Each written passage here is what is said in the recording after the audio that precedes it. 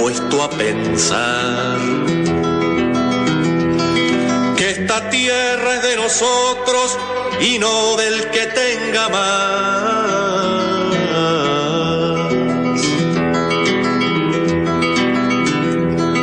Yo pregunto si en la tierra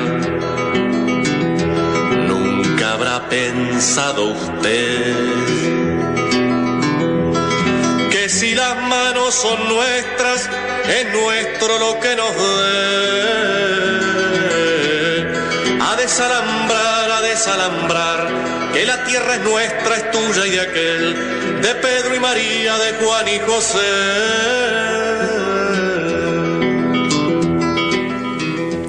Muy buenos días a todos, todas y todes. Esto es A Desalambrar Campo de Mayo, con información, noticias, notas en vivo, memoria. Un programa que se propone quitar el cerco de silencio que oculta la verdad de Campo de Mayo, la guarnición militar donde funcionó el centro clandestino de detención, tortura y exterminio más grande de Argentina, por donde pasó la mayor cantidad de desaparecidos y con el menor porcentaje de sobrevivientes. Con la conducción de Marta Fabián y quien les habla, Alberto Bordagaray, todos los viernes de 13 a 14 horas por Radio Rebelde, AM 740, y lo podés ver en vivo por el YouTube de Radio Rebelde AM 740. En la operación en técnica está Carlos y el medio de comunicación es el 11 26 90 84 96. 11 26 90 84 96. Y a desalambrar Campo de Mayo. Y este candombe sale lento.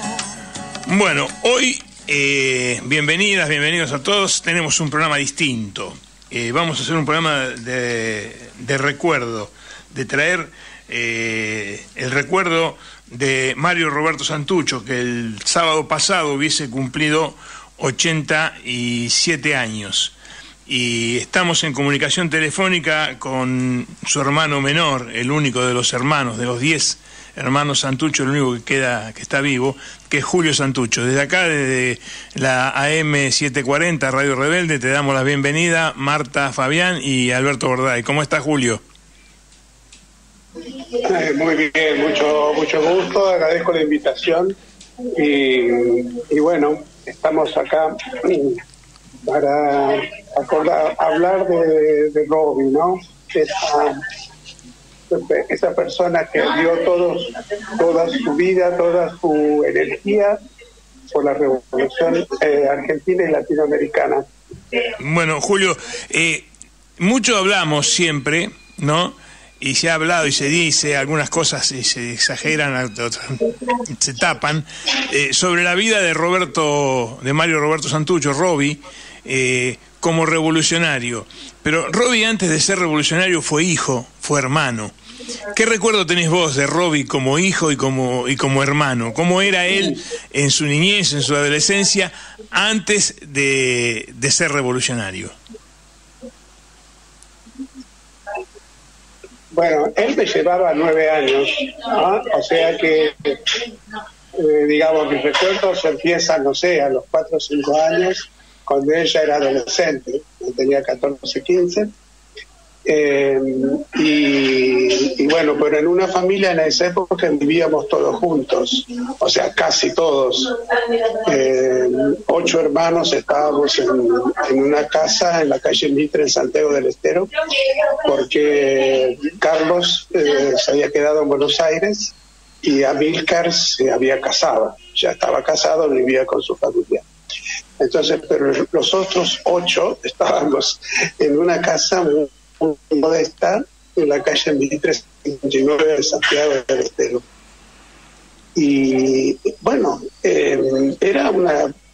lógicamente yo participaba parcialmente, digamos, porque era el más chico, pero era una vida apasionante. O sea, practicábamos deporte, íbamos todos al tenis club ahí en el Parque Aguirre, entonces se jugaba al fútbol, el equipo de los Santucho contra el resto del mundo, después se practicaba natación, bueno, sobre todo y el Chicho eran grandes nadadores. O sea, el Chicho se hacía, no sé, 50 piletas. Después se jugaban la pelota paleta, en fin, pasábamos todo el día ahí en el centro de... Cuando volvíamos a casa, nos hacían torneos de ajedrez. ¿No? Todos contra todos, se hacían torneos de ajedrez y bueno, sobresalía Robbie también ahí, ¿no? El negro y Robbie eran los campeones. El negro Francisco de Negro. Sí. Y bueno, los almuerzos, las comidas, ahí estaba también Amílcar, ¿no? Porque, o sea, en la misma casa funcionaba el estudio jurídico. Entonces, Amílcar iba todos los días a trabajar. Entonces se quedaba a almorzar, entonces, bueno, era una mesa enorme, o sea, ya te digo, los nueve hermanos, papá y mamá, y se armaban siempre, todos los días se armaban discusiones políticas, sobre historias, entonces había el grupo, digamos, de los, llamémosle, entre comillas, liberales, que era Amílcar, el Partido Comunista, Raúl y el Gringo radicales, y después los nacionalistas, ¿no? El nacionalista estaba encabezado por el negro, Francisco, pero estaba el Chicho, Oscar y Robbie, ¿no? Que bueno, empiezan por el indigenismo. Francisco era indigenista, era digamos el cabecilla de ese grupo. Entonces tenía ideas indigenistas. Al principio también, digamos, militó en el peronismo, pero poco a poco se fue orientando más claramente al indigenismo y empezó a leer Bayat, o sea, también empezó a entrar al marxismo por ese lado. Y como, digamos, lo fue convenciendo a Oscar y a Robbie de sus ideas. Entonces, ya te digo, las discusiones eran muy apasionadas, naturalmente sobre el mismo, sobre historia, Sarmiento, Rosa, había todo tipo de discusiones. Ya empieza Roy a leer a quien fue después el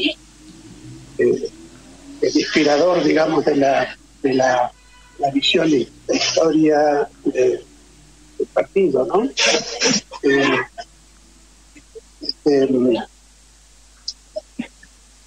¿Cómo se llama? Bueno, ya me voy a acordar.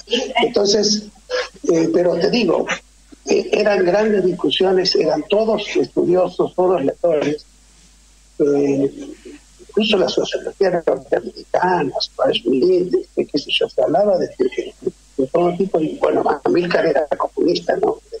Amílcar tenía una formación comunista, pero también una formación muy sólida, pero bueno, era apoderado del Partido Comunista, era el más perseguido al principio, porque todos los 1 de mayo la policía lo iba a buscar, o sea, no sé, era un grito de la policía de que iban a buscarlo a Amílcar porque se suponía que podía organizar algo el 1 de mayo. Entonces Amílcar se escondía y se iba a dormir a la casa de mi papá, ¿no? De su casa y venía a dormir a la casa de mi papá. Entonces, así que bueno, esas te puedo decir, pero te puedo decir que por otro lado, Robbie en esa época era un muchacho normal, ya, aparte de eso, de que se destacaba también ya participaba mucho en discusiones, estudiaba, leía, le gustaba bailar, era muy sociable, o sea, tenía un grupo de amigos, salía, bailaba, tenía novias, o sea, era muy introvertido.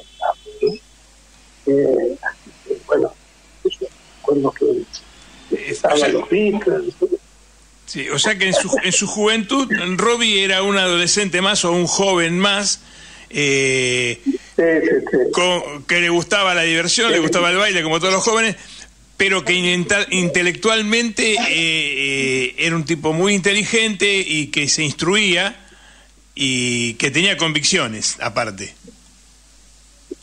Yo creo que lo ayudó mucho el contexto familiar, ¿no es cierto? O sea, también mis padres eran así, muy abiertos, daban libertad a sus hijos.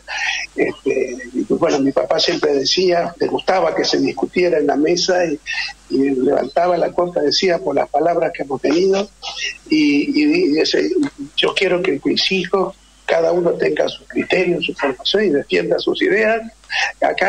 Entonces él no...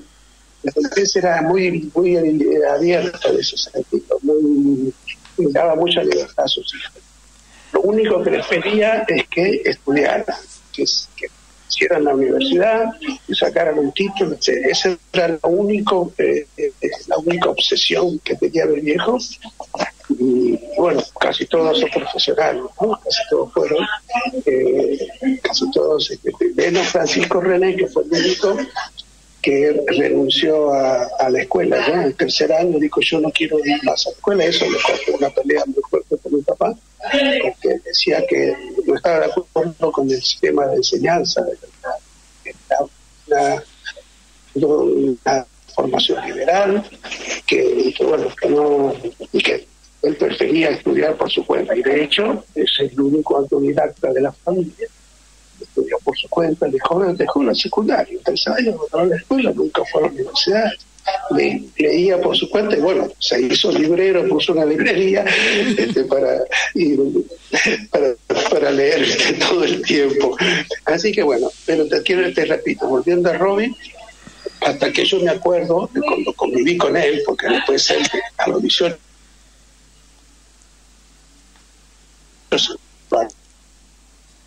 Hola, Julio, se entrecorta. Quédate quieto en un lugar porque se entrecorta. A ver, prueba ahora. Hola. Bueno, sí. Yo con mi... Era un joven... Hola, Julio, escúchame. Se corta, no salen las palabras entrecortadas, no se te escucha bien. No sé si es que te has movido de lugar, que estos celulares donde te moves se va la señal. Fíjate si te podés ubicar en un lugar y quedarte quieto para que salga. Bueno, a ver. Ahí te escuchamos mejor. Bueno, entonces... te decía eso, que mientras estuvimos juntos en la misma casa, él era una persona muy extrovertida, con una vida, digamos, de joven normal, y muy atento. ¿Cómo te voy a decir? Siempre me dio mucha importancia a mí de discutir conmigo, de influir en mí, digamos, ¿no? Él siempre, todo lo que aprendía, todo lo que iba descubriendo, me lo transmitía, me decía, mirá, esto. Bueno, lo más notable, digamos, de que me recuerdo es el tema cuando yo decido, que es cuando prácticamente nos separamos. Él empieza a ir a Tucumán, a la universidad, y yo me voy a Córdoba por influencia de mi madre, que a toda costa quería que me hiciera sacerdote. Entonces, pero bueno, todavía no era solo el secundario, pero la idea era esa, ¿no? De que siguiera la carrera. Y entonces Robbie me da una batalla furiosa, o sea, se pelea con mi mamá, se pelea conmigo, o sea, de que no, que eso era una barbaridad, que la iglesia estaba con los poderosos, que bueno, no quería para nada eso. Pero vos sabés que después yo hice todo, o sea, bueno, después me fui a Europa, qué sé yo, cuando volví yo terminé la carrera, me recibí de licenciado en teología, y si yo quería me podía ordenar, pero yo ya, o sea, estoy hablando del año 68, yo estaba en España, Robbie va a Cuba a recibir formación, y cuando vuelve, pasa por España, nos va a visitar, y entonces, bueno, ya me convence del todo, me dice, bueno, me mandaba, yo tengo un montón de cartas, y que cada vez que podía me visitaba y pasábamos días hablando, discutiendo. Cuando yo estaba en Córdoba, él hizo el servicio militar y pasábamos toda la semana discutiendo. Pero él me acuerdo en Córdoba, todavía, viste, estaba haciendo el servicio militar, o sea, no sé, tenía 21 años. Pero ya había empezado a leer a Marx. Y entonces me discutía con el tema de la religión. Dice, no, la religión habla de profetas, pero Marx era un profeta. Marx adivinó lo que iba a pasar un siglo después. Entonces, y él siempre trató y respetaba mucho a Jesucristo, va siempre, ¿no? Ya hasta el final. Era un revolucionario, no era un hombre, no tenía nada que ver, no era Dios, pero era un tipo que con 12 discípulos logró hacer una revolución, por lo menos cambiar, transformar, crear una alternativa, digamos, para esa época. Bueno, concretamente, 68, ya me entro al partido. Y entonces vuelvo a la Argentina a principios de 69, y como te digo, yo podía haberme ordenado de cura. A ver, no. Pasa que yo ya estaba militando en el partido y para mí era imposible hacerme cura, porque era muy contradictorio, ¿no? Para mí era contradictorio. Y para colmo ya me enamoré de Cristina, ¿no? Entonces ya había tomado la decisión de irme, y Robbie a toda costa quería que me quedara, que me ordenara de cura, porque los curas tienen una función social, y entonces si un cura es revolucionario puede influir en mucha más gente. Sí, cambió de opinión porque veía que se podía hacer la revolución desde la iglesia también. Bueno, claro. Así que bueno. Y bueno, y ya después de todo el tiempo, ¿no? Todo el tiempo, a ver, Robbie era un tipo, bueno, por eso digo, de política ya podemos hablar, pero Robbie era un tipo que se dedicaba a convencer a las personas, ¿me entendés? Sí. Que es lo que hizo conmigo, pero lo hacía con todo el mundo. Él se levantaba a las 5 de la mañana, leía Marx, Lenin, qué sé yo, a las 7 salía y recorría todo el día hablando con los compañeros. Él quería conocer a todos los compañeros del partido. Claro, al principio era fácil porque eran 150, pero bueno, quería conocer a todos los compañeros y convencerlos, y transmitirles su entusiasmo. Él quería transmitir su entusiasmo por la revolución a todo el mundo. Primero, y te digo, y por supuesto a veces perdía el tiempo, porque por ejemplo en Córdoba se dedicaba a buscar a los santiagueños, a los que él había conocido en el secundario, en algunos, y capaz que esos santiagueños no les interesaba nada la revolución, pero él trataba de convencerlo. Y te digo, y pasó siempre así, o sea, a la familia, por supuesto, a los sobrinos, a todo el mundo, o sea, hubo éxito con algunos, ¿no? Con la Coti, con María del Valle, con algunos de los sobrinos, y con los primos, y qué sé yo, era así, pero además, te repito, con todo el mundo, él establecía una relación afectuosa y al mismo tiempo trataba de transmitirle su entusiasmo por la revolución. Esa era la personalidad de él. Bueno, Julio, muchas gracias por este momento, porque ahora tenemos que llamar y hablar con las hijas de Robbie. Vamos a hablar con Ana y con Marcela. Hoy le vamos a dedicar todo el programa a la memoria de Robbie, porque el sábado pasado se cumplió el aniversario de su nacimiento, y bueno, y queremos tenerlo presente. Bueno, escúchame, yo te digo, solo un minuto. Sí. Hay que tener, para mí, ¿no? Es importante destacar que Robbie conocido como el jefe de la guerrilla, pero Robbie fue un estadista. Robbie es un tipo que hizo todo el camino, empezó por la militancia en la universidad, creó una agrupación, fue elegido delegado al Consejo Tripartito, después formó un partido, el FRIP, se presentó a elecciones, ganó las elecciones parlamentarias en Tucumán con ese partido. Y después vieron Ganía, el golpe de Estado, la represión, ¿no? Digamos, la eliminación de todas las luchas en Tucumán, y empezó la lucha armada. Y eso después pero siempre se fue amoldando, aunque parezca lo contrario.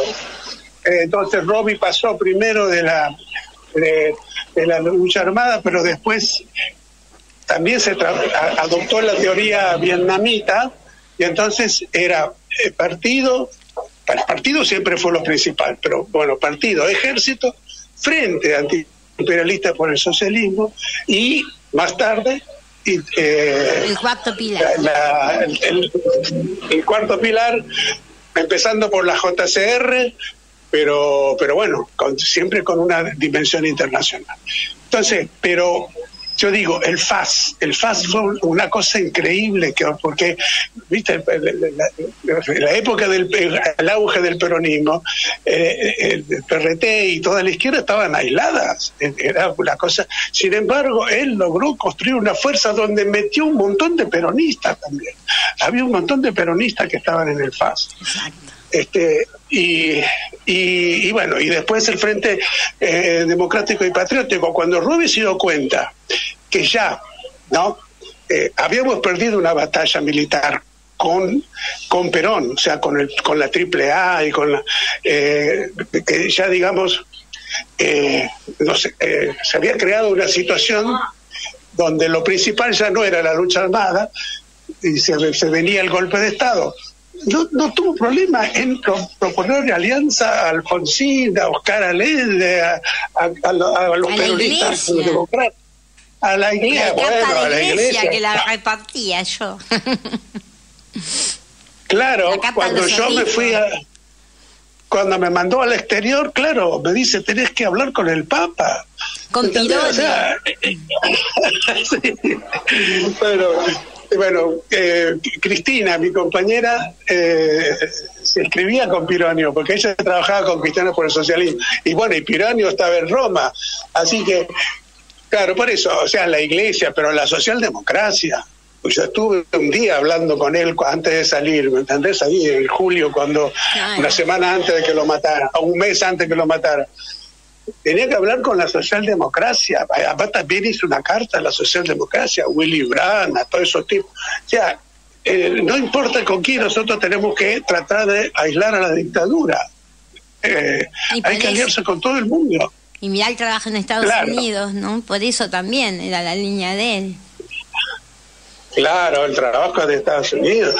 Bueno, así que bueno, eso también es, digamos, importante rescatarlo, y porque no nos daron esa imagen, ¿no?, de un fanático guerrillero que lo único que sabía era tirar tiros. Es no que es así, escribir, era un estadista. Pero hay que escribir, Julio, lo del FAS. Bueno. Dale. Bueno, muchas gracias por la invitación. Un beso. Gracias a vos, Julio, y el otro día te lo mandé por WhatsApp, mi felicitación y mi alegría por la recuperación de la identidad de tu hijo. Sí. Como se lo dije al Tano, a Miguel, para mí fue una alegría doble, porque fue un nieto más y aparte el hermano de un amigo. Así que dale, muchísimas gracias. No, por favor, nos seguimos comunicando, Julio. Cuando vuelvas de tu viaje, volveremos a hablar. De acuerdo, un abrazo a todos.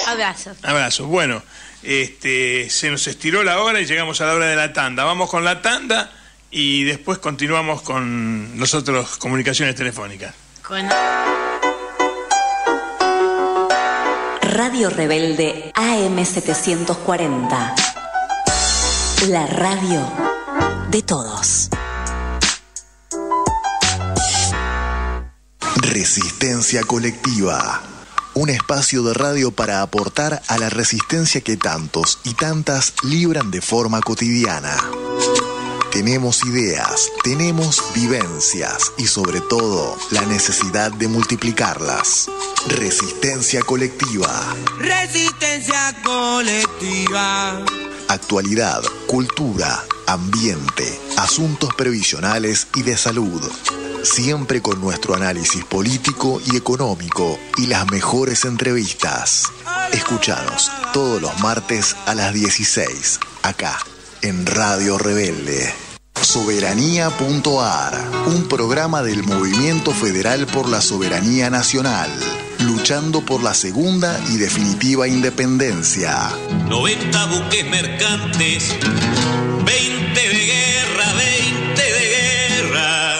Por el recupero de nuestros ríos y puertos, del control de la pesca marítima, del lago escondido, de nuestras queridas Malvinas, de nuestros recursos naturales. Sociedad civil y un Estado-nación fuerte en sólido vínculo con los pueblos y naciones de la patria grande. Todos los lunes de 20 a 21. Idea y producción general Santiago Ernesto Ali Bruyú. Conducción rotativa Josefina Centurión, Alicia Muzio, Ana María Gómez, Carlos Hardwick, Tomás Pérez Bodria, Héctor Francia, Roberto Lopresti, Héctor Lino Castro y Rubén Oscar Buzot. Todos los miércoles de 19 a 21 horas llega Voces por la Ciudad. Tu lugar de encuentro con lo que hay que saber, con lo que necesitas difundir y te interesa. Voces por la Ciudad. Tu voz. Conducción y dirección general Daniel Alunni. Radio Rebelde en Instagram. Nos buscás como Radio Rebelde 740 y conectás con toda nuestra programación. Ahora también en Instagram.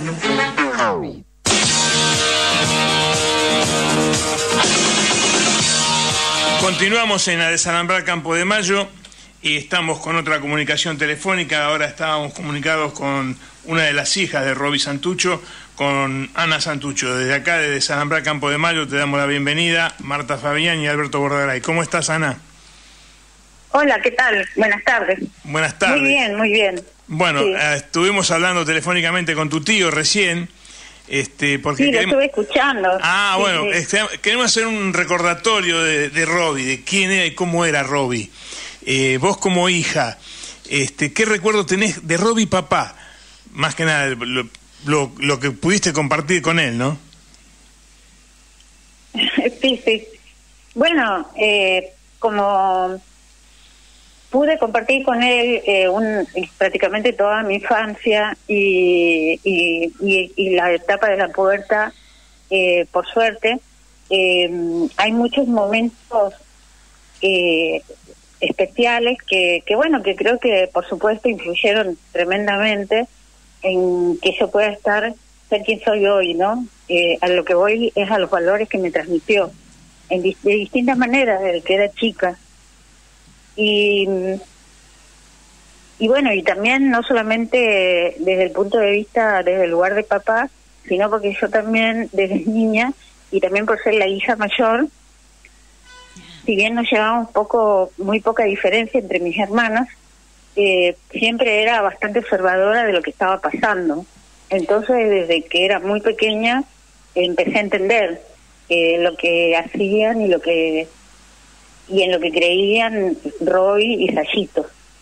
Sí. Y en función de eso, lo que viene a ser el rol de padre, cómo fue como padre, está muy intervenido por todas estas vivencias de lo que veía que él hacía, ¿no?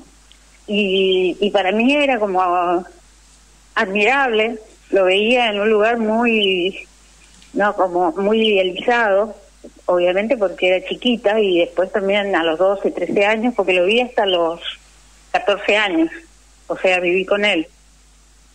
Y entonces, todas estas vivencias, sobre todo porque, bueno, siempre lo veía en su rol de líder, de distintas maneras, como que lo fui entendiendo de a poco, ¿no? Por supuesto. Y también el hecho de que de la mente de una nena entender de lo que significaba hacer una revolución, y es como que estaba en el día a día. Nosotros cuando éramos chicas, a partir de que empezamos la primaria, porque yo empecé un año antes, a los 5 años, tuvimos que ir a vivir con mis abuelos paternos, porque ellos ya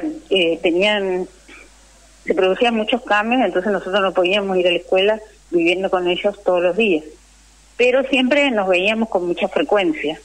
Y después, cuando estaba más o menos en 4º grado, nos fuimos de Santiago, porque vivíamos en Santiago del Estero, y nos fuimos a Buenos Aires con mis abuelos.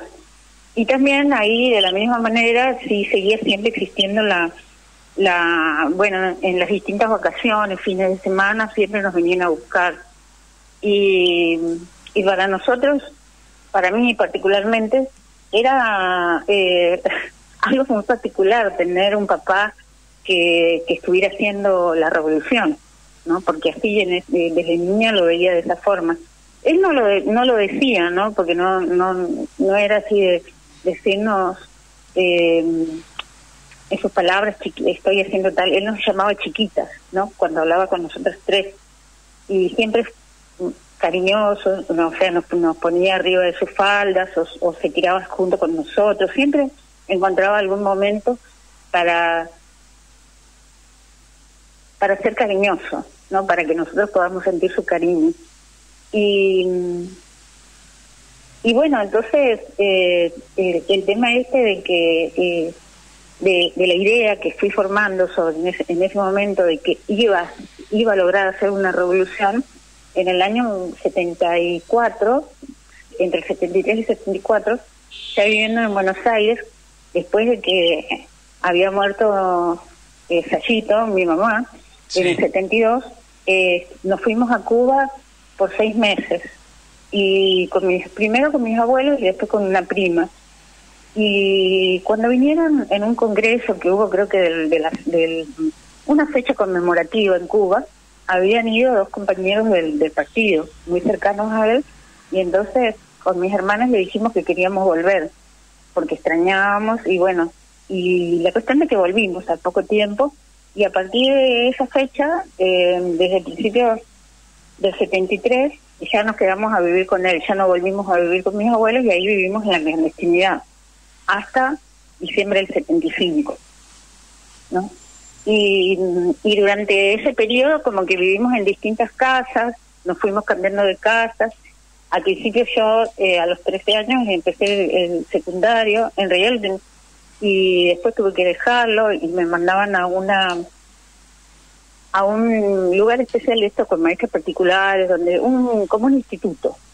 Y bueno, y la última casa donde vivimos fue en Bulón. Y entonces él me venía a buscar junto con unos compañeros a la salida cuando salía, ¿no? De estas clases que estaba tomando, porque tenía que estar en primer año, y había empezado el primer año, pero al cambiarnos de lugar no pude continuar. Y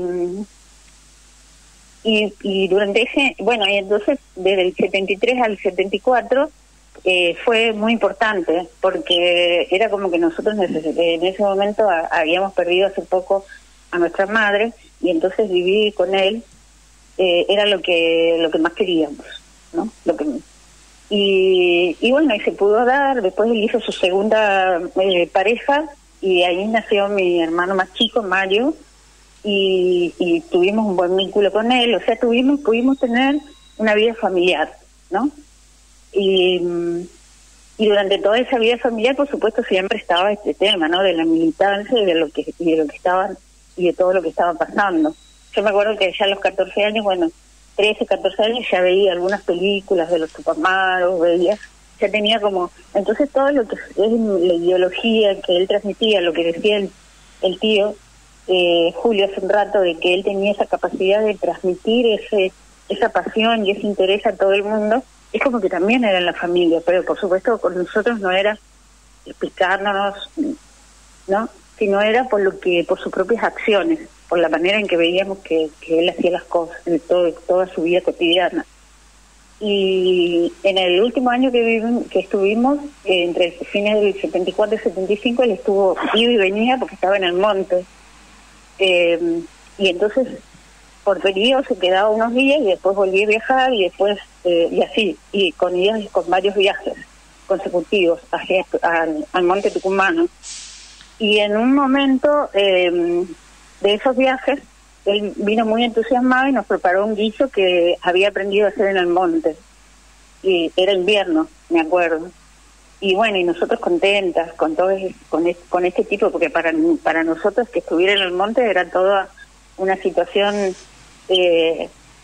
bueno, en la mente de un chico, ¿no? Poder imaginarse todo esto, si bien entendíamos algo, pero por supuesto que no éramos adultos. O sea, como que era algo muy especial que nos preparara un guiso que había aprendido a hacer en el monte. Y en ese sentido, lo que fue la continuidad de ese último año era también... porque cuando hablaba de esto, de la idea de revolución, siempre que creíamos, tanto nosotras, porque eso sí nos había explicado, de que iban a ser zonas liberadas y que nosotros íbamos a ir a vivir allá y íbamos a poder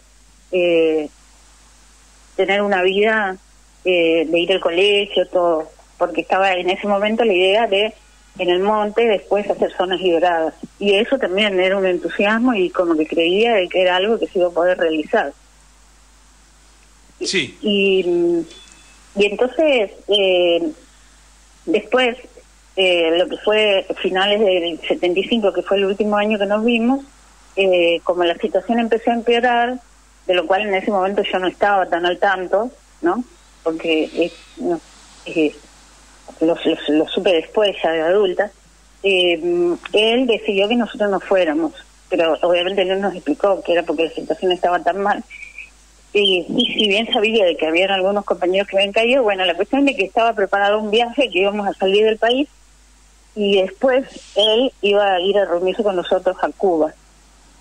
Y entonces ya estaba todo preparado, y la cuestión que la última semana él nos lleva a la casa de nuestra abuela paterna para que nos despidiéramos. Nosotros íbamos a viajar con unos tutores que eran los que vivían en la casa de nosotros, que eran un matrimonio mayor, que en ese momento sus hijos militaban en el PRT, y ellos habían empezado también a participar, y por eso vivían en la última casa que estuvimos en Bulón, como si fueran los padres de mi viejo y de Liliana, porque en ese momento yo tenía más o menos 60 años. Y con ellos nos fuimos el plan era que primero saliéramos a Cuba con ellos, y después ellos iban a reunirse con nosotros, pero Rob y Liliana iban a estar poco tiempo en Cuba, después iban a volver. Y bueno, y al ir a despedir a nuestra abuela, en ese momento íbamos a quedarnos 2 o 3 días. Y creo que al día siguiente viene mi prima con 2 primas mías y nos invitan al cumpleaños de un niño más chiquito que vivía en la casa de ella, y bueno, de ahí la cuestión de que somos detenidos. Entonces, por ese motivo, el plan que tenía Robbie de que saliéramos del país de esa forma, bueno, cambia. Y entonces por ese motivo somos detenidas y tenemos que ir, después de la detención, a estar 1 año asiladas en la Embajada de Cuba. Y bueno, y después pasa todo lo que sabemos. Sí, bueno, la verdad que una historia apasionante, ¿no? La historia de tu familia, de toda la familia, ¿no? Sí. Casualmente el próximo martes se van a cumplir 51 años del asesinato de Sayito en Trelew. Sí.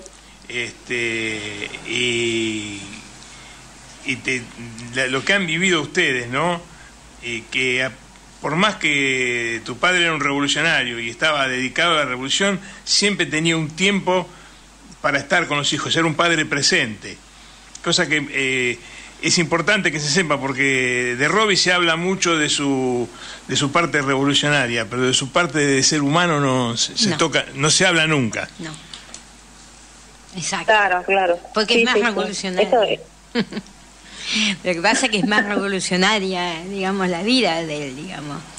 Yo tengo el libro, viste, de tu tía Blanquita, donde ella habla y describe, digamos, toda toda la sensibilidad que tenía, ¿no?, con su familia fundamentalmente, y que después nos inculcaba a los militantes, porque a nosotros nos decía, el primer frente de ustedes es la familia.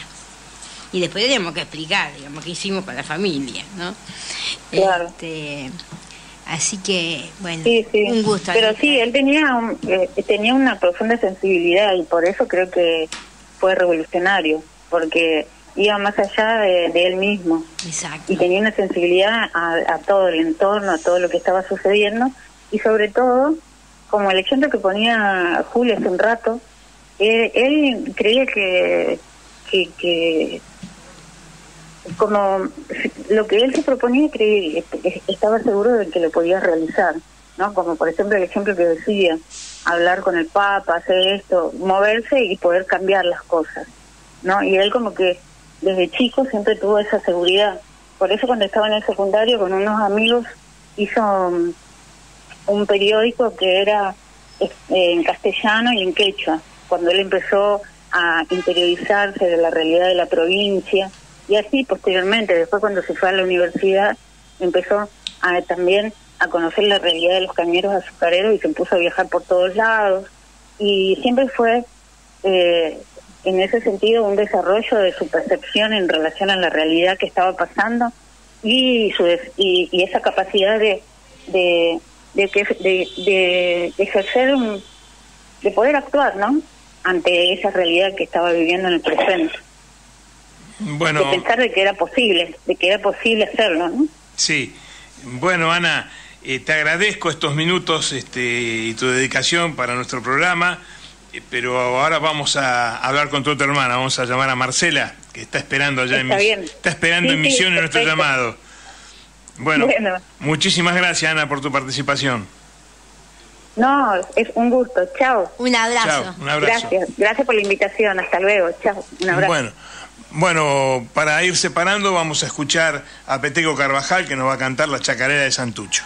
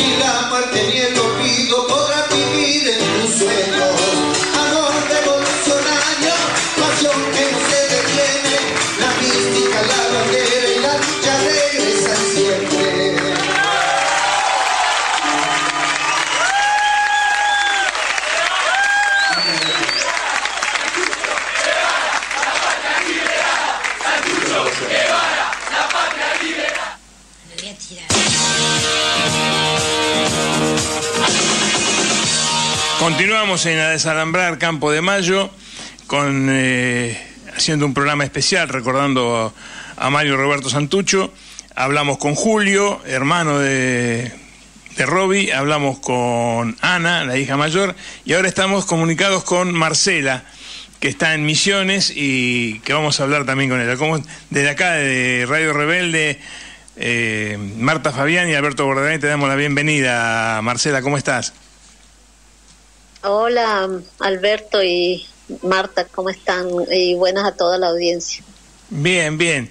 Bueno, hoy hemos hecho un programa especial para recordar a Roby, no solo en su aspecto de revolucionario, que es lo que más se sabe de él, sino también cómo era Roby. Nos contaba Ana cómo era Roby como papá, que era cariñoso, que siempre que tenía un tiempito estaba con ustedes, aunque a veces no vivían juntos, pero siempre estaba visitándolos permanentemente todas las semanas y le dedicaba tiempo a los hijos.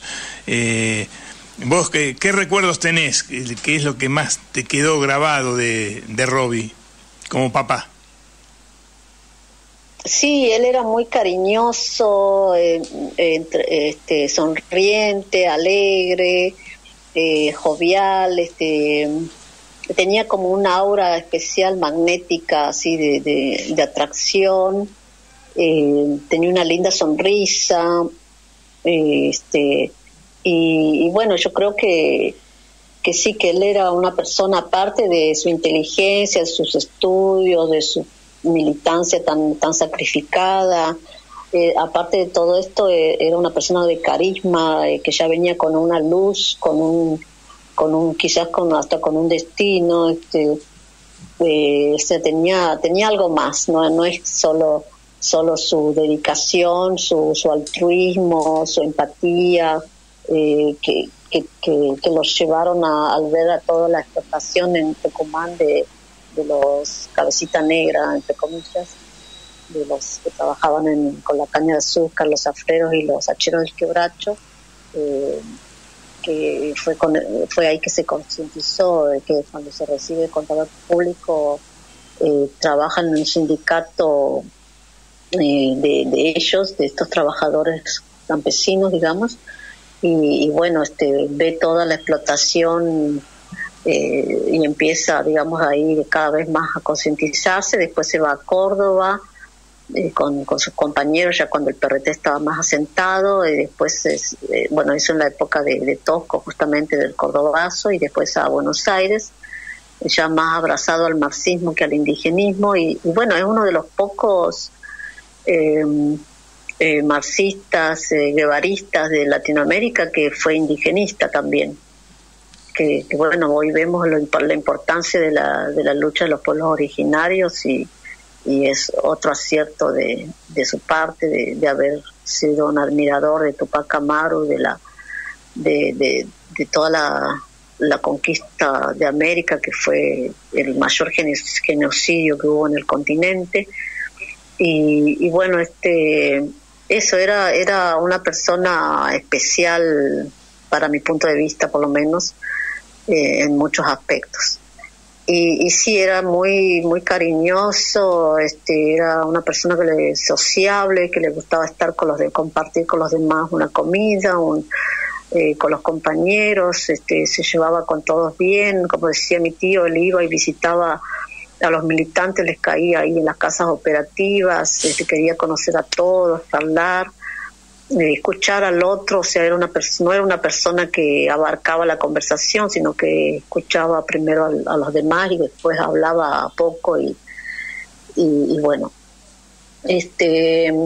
y bueno, hacía bromas. Por ejemplo, cuando éramos muy chicas, nosotros, me acuerdo que vivíamos con mi madre todavía en Córdoba, y en un barrio muy humilde, y él, como él militaba mucho, viajaba, venía así temprano, llegaba de viaje, y nosotros estábamos durmiendo, y me acuerdo que una vez me despertó con unas gotas de agua, y lo vi. Cuando me abro los ojos, lo veo a él sonriéndose, y bueno, era para saludarnos, ¿no? Para despertarnos, porque nos quería estar con nosotras, y estábamos dormidas.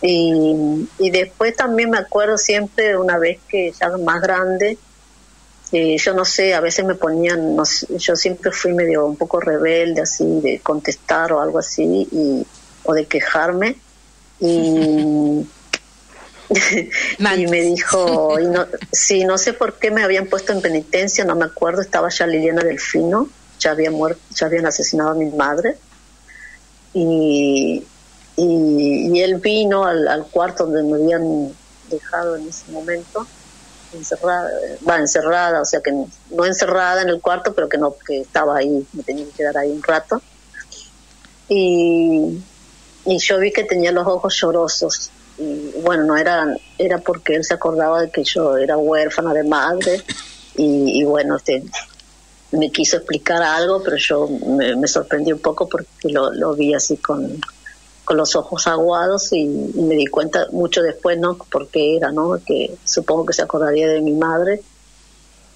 Y bueno, era muy muy sensible, nunca nos retó, eso sí me resulta muy importante decirlo, nunca nos pegó, jamás nos levantó una mano, ni siquiera una tirada de oreja o de pelo como hacía mi abuela a veces con nosotras,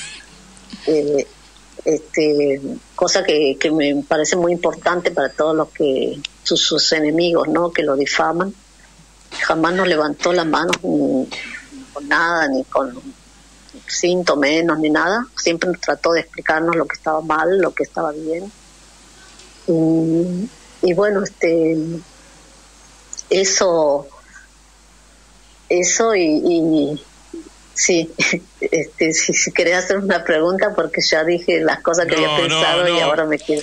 Está todo bien, Marcela. Desde acá te agradecemos mucho porque queríamos recordarlo a Robbie como persona, como ser humano, no solamente el revolucionario, el otro Robbie, el Robbie del interior, de la familia, y lo queríamos destacar. Y todos los aportes que ha hecho tu tío Julio, tu hermana, vos, todos han contado un aspecto distinto de Robbie, ¿no? Y podemos armar la figura de él desde otro punto de vista, cosa que generalmente en los medios de comunicación nunca se hizo.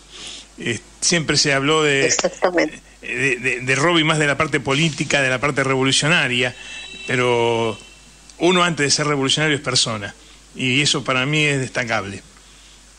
Que nunca gritaba tampoco. Nunca gritaba, él con la voz muy baja. Mira, todos los compañeros teníamos más miedo a la voz baja que al grito. Bueno, Marcela, muchísimas gracias por tu participación y por estar esperando nuestro llamado. Y será hasta cualquier momento. Gracias a usted por su militancia y por ayudarnos en la difusión y bueno, por recordar a mi padre y por todo lo que hacen en Campo de Mayo. Un abrazo. El martes en otra radio vamos a estar recordando a tu mamá también porque es el aniversario del asesinato. Y se la mandaron. Sí, exacto. Bueno, muchas gracias, Marcela. Bueno, conversamos con parte de la familia Santucho hoy, con los pocos que van quedando, ¿no? Porque la familia Santucho es una familia muy numerosa y ya no es tan numerosa, pero bueno, y nos tenemos que ir despidiendo porque se nos hizo la hora y le vamos a decir que por memoria, verdad y justicia no olvidamos, no perdonamos, no nos reconciliamos, exigimos juicio y castigo a los culpables. Mi nombre es Alberto Bordagaray y esto fue A Desalambrar Campo de Mayo del 18 de agosto del 2023. De mi parte, les digo hasta el próximo viernes y se despide mi compañera Marta Fabián. Hasta el próximo viernes, sin falta. Agregaron 2 vagones en el tren que va a Madrid. Se agregaron 2 vagones, uno para los fusiles y otro para los cojones. Uno para los fusiles y otro para los cojones.